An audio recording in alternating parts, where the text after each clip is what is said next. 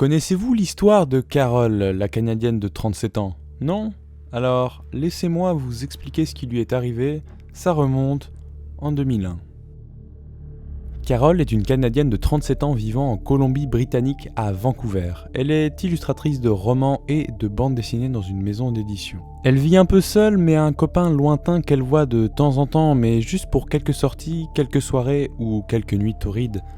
Tout va pour le mieux lorsqu'à un midi d'une journée de juin, on l'appelle pour lui annoncer une grave nouvelle.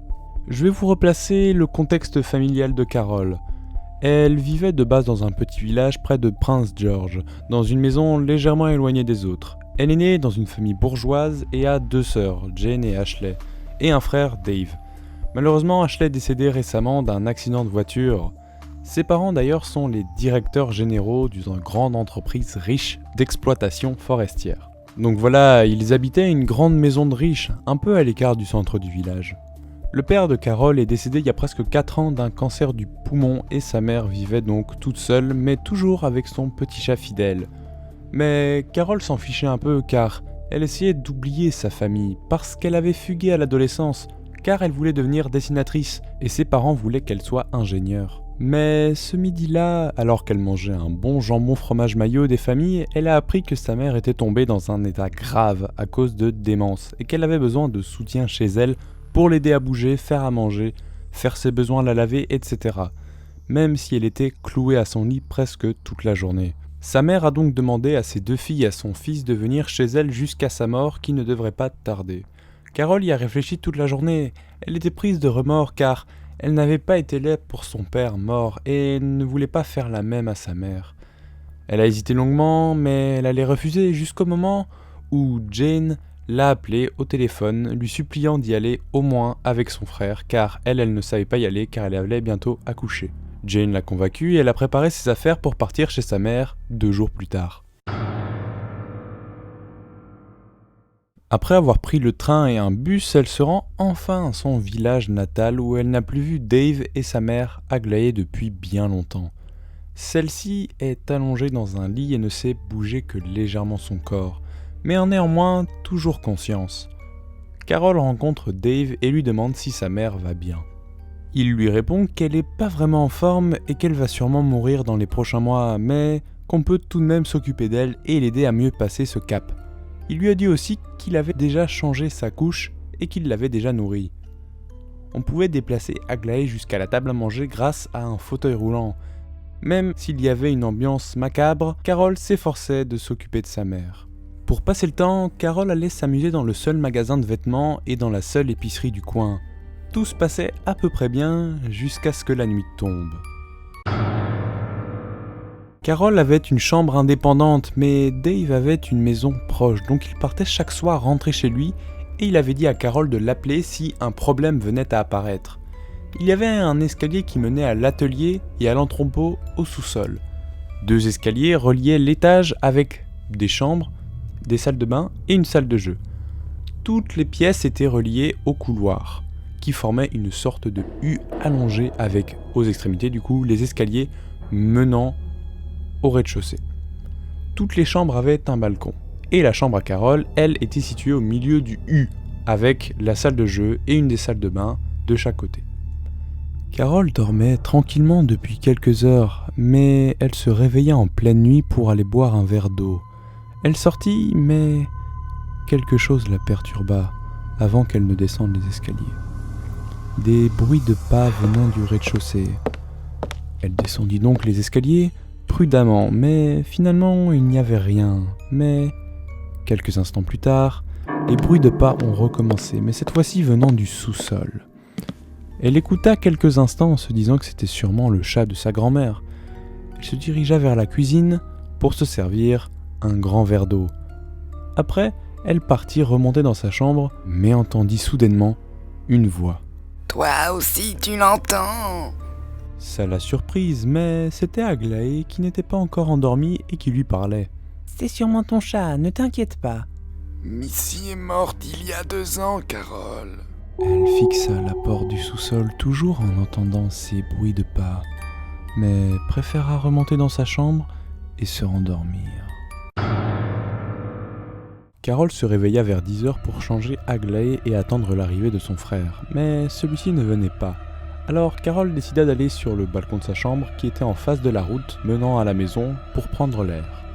Ce qui était étrange, c'est qu'une voiture circulait toujours aux alentours de cette rue cette journée-là. Elle disait que c'était bizarre et elle se méfiait jusqu'à ce que la voiture s'arrête, mais rien ne se passait, personne ne sortait du véhicule. Quand soudain elle entendit Aglaé lui demander de lui donner à manger rapidement car elle avait faim. Carol descendit donc l'escalier et donna à manger à sa mère en se disant que c'était quand même bizarre pour la voiture, ou alors que c'était tout simplement son frère Dave qui était venu. Et son intuition ne l'avait pas trompé car la sonnette retentit juste après. C'était Dave. « Désolé pour le retard », a-t-il dit. Carol lui a répondu de ne pas s'inquiéter et de venir à table avec sa grand-mère pour manger une bonne dinde. Dave et Carol parlèrent un peu de leur vie car ça faisait quand même 20 ans qu'ils ne se sont plus vus. « Alors, qu'est-ce que tu deviens, Carol ?» Moi, je dessine et j'illustre des livres. J'aime d'ailleurs énormément les livres, moi. Moi, personnellement, j'aime beaucoup les jeux vidéo. Je suis électricien dans la vie. J'ai malheureusement divorcé il y a 1 an pour des conneries. Et avec elle, j'ai d'ailleurs eu ma petite princesse, Léa, ma fille unique. Elle a 9 ans. Et en plus, elle vient souvent jouer chez Mamie Aglaé. Ils ont continué à raconter leur vie le temps du repas, puis Carol est partie dans sa chambre et s'est replongée dans ses romans. Elle en a même terminé un. Dave, quant à lui, jouait sur sa console, mais est venu près de Carol aux alentours de 19h. Je viens de laver Aglaé, mais je ne pense pas rester pour la soirée manger ici. Désolé. T'inquiète, c'est pas grave. Juste avant de partir, est-ce que tu aurais une pompe à vélo ? Carol a laissé un blanc d'une dizaine de secondes avant de lui demander pourquoi. Dave lui a répondu qu'il avait dégonflé un de ses pneus en venant ici. Carol ne se sentait vraiment pas bien à ce moment-là. Tu n'es pas venu en voiture ? Pourquoi ? J'habite à 5 minutes d'ici, ça sert à rien. Non, rien, mais non, je pense pas qu'il y ait de pompe à vélo dans cette maison.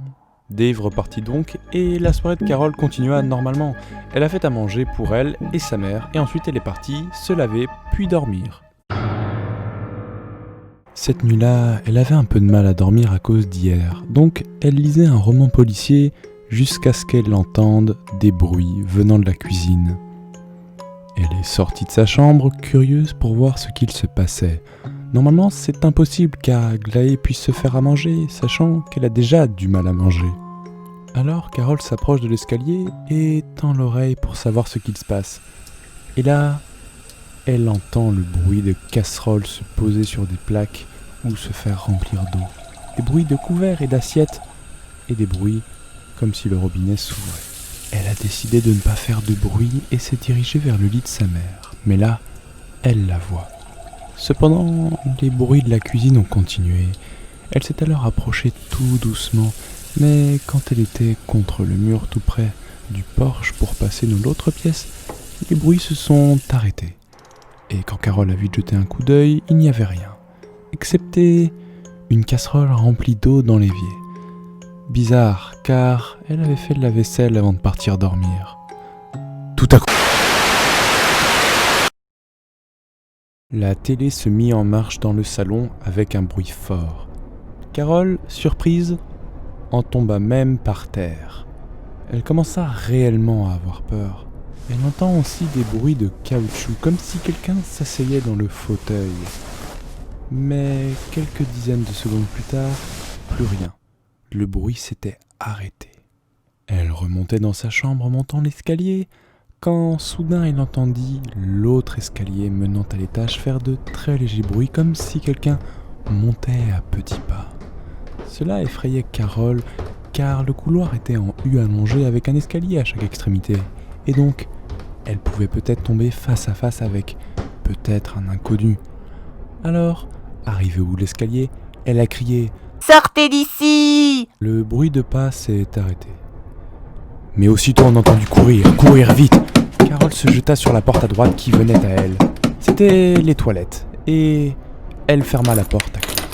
Elle resta là à écouter. Elle entendait des bruits venant de sa chambre, comme si quelqu'un bougeait dans son lit à ressort.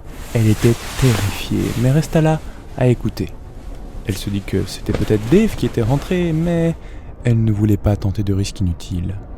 Elle avait comme l'impression qu'une personne habitait en plus dans cette maison et utilisait les pièces pour son besoin. Tout à coup, la porte de sa chambre s'est ouverte et le bruit s'est dirigé vers la salle de bain. Et elle a entendu l'eau de la douche couler. Elle pense qu'elle peut en profiter et sortit des toilettes en se dirigeant vers sa chambre sur la pointe des pieds. Mais lorsqu'elle est passée tout près de la porte, elle entendit un homme chanter d'une voix grave. Elle se dépêcha de revenir dans sa chambre, la ferma à clé et se mit sur son lit en espérant que tout ça ne soit qu'un mauvais rêve. Elle ferma les yeux et les rouvrit quelques secondes plus tard, en voyant la lumière du jour. Finalement, ce n'était peut-être qu'un mauvais rêve après tout. Ce jour-là, Dave était déjà à la maison pour s'occuper d'Aglaé. Carol a hésité quelques secondes de lui parler de son cauchemar, mais a préféré se taire.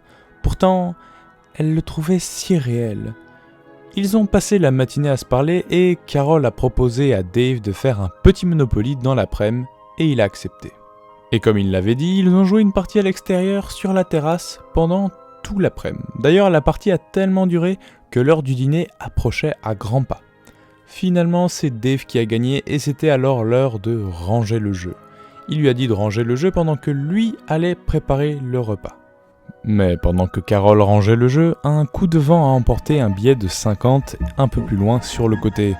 Elle est allée le chercher quand elle a entendu une voix de petite fille l'interpeller, venant de l'arrière-maison où se trouvait une balançoire. Viens jouer avec moi. Je me sens seule. Surprise, Carol lui a demandé qui elle était, et la voix lui a répondu qu'elle s'appelait Léa. Oh, attends, je vais prévenir ton père. Elle est allée vers la cuisine, Dave avait réchauffé du poulet et des pâtes. C'était l'heure de manger. Oh, Carol, viens m'aider à mettre la table, s'il te plaît. Ouais, j'arrive, mais j'invite ta fille à manger avec nous, non ? Elle était près de la balançoire.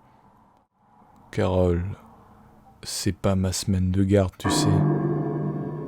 Qui t'a parlé ? Là, Carol était complètement en sueur. Je vois des choses bizarres depuis quelques jours. Tu ne veux pas rester dormir ici cette nuit ? Je t'assure, il y a quelque chose. Je pense que tu te fais des idées, mais je veux bien rester la nuit, ouais. Soudain, un orage énorme est apparu avec des trombes d'eau gigantesques partout. Ils se sont alors empressés de prendre le linge de Carol qui était normalement en train de sécher. Ils ont ensuite tous les deux partis dormir après s'être occupés de leur mère. Carol est partie dans sa propre chambre et Dave est parti dans la sienne qui était juste en face de celle de sa sœur. Tout se passait bien et Carol s'est tranquillement posée dans son lit pour continuer son livre d'hier. Mais elle remarqua que son livre avait disparu. Est-ce que c'était vraiment un rêve ou pas ? Ou l'avait-elle tout simplement égaré ? Ça la préoccupait, mais elle s'est dit qu'elle a dû oublier et elle a pris un autre livre. Aucun bruit durant la nuit. Aucune chose bizarre. Heureusement. Mais à un moment, elle a décidé d'aller sur le balcon, couvert de la pluie, pour prendre l'air. Mais entre toutes les gouttes, elle dirigea ses yeux en dessous du grand arbre devant la maison et aperçut une étrange silhouette. Elle le fixa et c'était réellement une personne qui la regardait au loin, sous la pluie, au beau milieu de la nuit. Elle le regarda pendant environ 1 minute avant que celui-ci ne recule de quelques pas pour se cacher derrière le tronc. Elle alla réveiller Dave pour lui montrer ce qui s'est passé sur le balcon, mais celui-ci n'a rien vu et il est reparti se coucher. Carol, quant à elle, a dû attendre une petite heure avant de pouvoir s'endormir, car il n'y avait aucun bruit dans la maison, rien à signaler, à part le bruit de la pluie qui tombait sur le toit et sur l'herbe du jardin. Carol se réveilla en sursaut parce que Dave avait injuré très fort. Elle descendit vite les escaliers pour savoir ce qu'il se passait. Finalement, c'était Dave qui s'était énervé car le sous-sol était complètement inondé. Un peu moins d'1 mètre de profondeur. L'atelier était complètement rempli d'une eau brunâtre. La maison est un peu vieille, il doit avoir des infiltrations un peu partout. Je vais devoir drainer le sous-sol. Pendant que Carol s'occupait de sa mère, Dave drainait l'atelier. Tout le processus avait pris quelques heures. Il ne pleuvait plus, même si l'extérieur était vraiment dégueulasse, et donc les deux sont restés toute la journée à l'intérieur à s'occuper comme ils pouvaient. Rien de bien étrange à signaler ce jour-là. Pendant le dîner du soir, Dave a dit qu'il ne pourrait pas être présent le lendemain car il devait passer une réunion importante avec son entreprise. Au passage, il lui avait d'ailleurs fait comprendre avant de partir qu'il ne s'était rien passé à une précédente et donc il n'y avait rien à craindre. Carole, quant à elle, pensait qu'elle se faisait sûrement des idées. Carole dormait paisiblement, quand soudain, elle se fit une nouvelle fois réveiller dans la nuit. Toujours ces mêmes bruits venant du rez-de-chaussée, comme si une personne utilisait les pièces.